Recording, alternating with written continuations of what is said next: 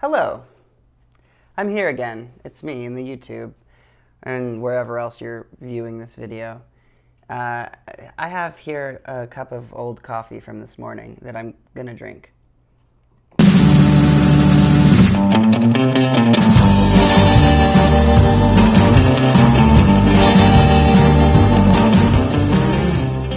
I decided to make another video because it's been a couple weeks and I feel like I need to vent, and also I started talking about getting off of testosterone and then I sort of trailed off because what happened was I got real comfortable and I felt less of a need to discuss it.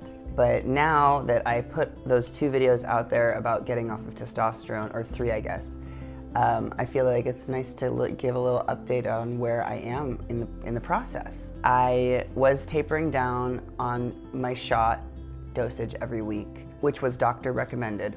And then I had like a telehealth phone call with my doctor, and she was basically like, Ezra, you really don't have to taper down. Like, you can actually just discontinue it altogether. Like, you're already on a pretty low dose now that you have been tapering down. I think I got down to 0.3. And I was like, work, okay, let's just do that because I don't want to have to stab myself anymore. I think it's almost been 2 weeks since my final dosage of testosterone, and shit has changed so much already. It's crazy how fast it's happened. The things that I've noticed the most is just my skin texture in general is so soft, and I was used to having like pretty rough manly skin. I don't even need to go there. It's not manly skin, it was just rough. It was rough skin, genderless rough skin. I have been doing this all day for the past 3 days. I mean, I haven't changed my skincare routine that much. I did get like a hyaluronic acid serum that I really like.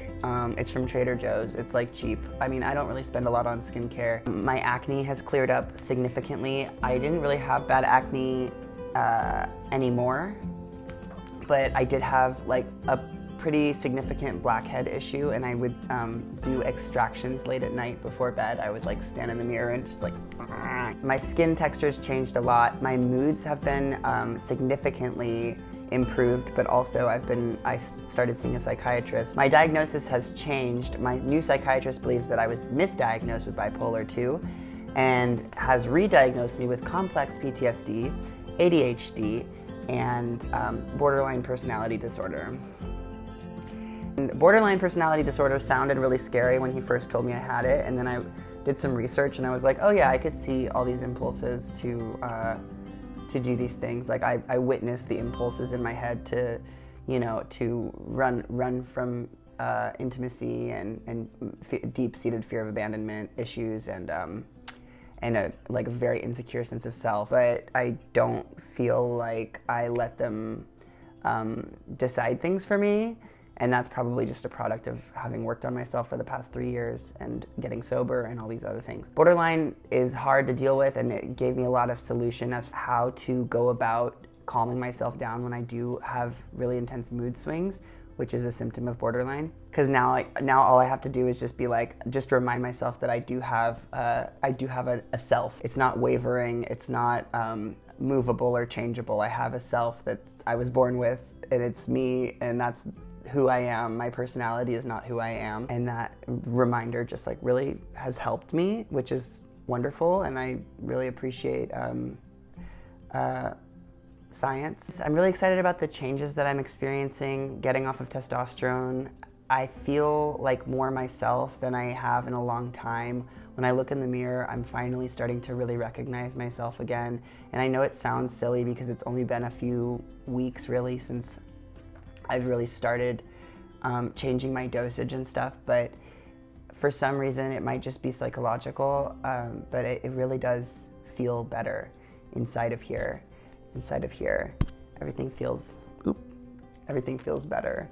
People keep asking me why I'm getting off of tea, and the real answer is just that I was really curious about how different it might feel to be off of it, and I realized that I'm not required to be on it, and I've been on it for so long. I really wanted to see what it was like to get off of it. That's really what it boils down to, and it has very little to do with my gender and my expression and Just really curiosity is the bottom line. Reminding myself that I do have the freedom to play around with things and that there isn't one way to be transmasculine or be a trans man. I can still be fluid and free and do whatever I want, and I don't have to be bound to this medication for the rest of my life. And I wouldn't take it back. I don't regret anything that I've done. I'm so happy with how far I've gotten in my transition, medically speaking.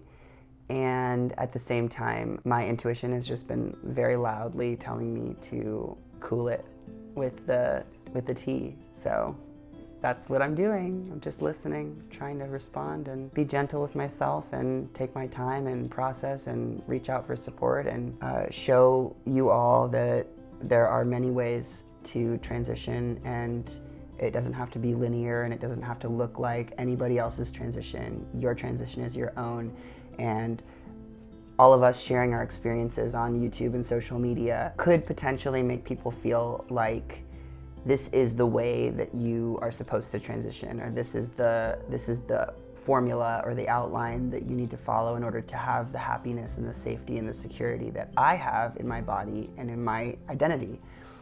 But everybody's journey is going to be different.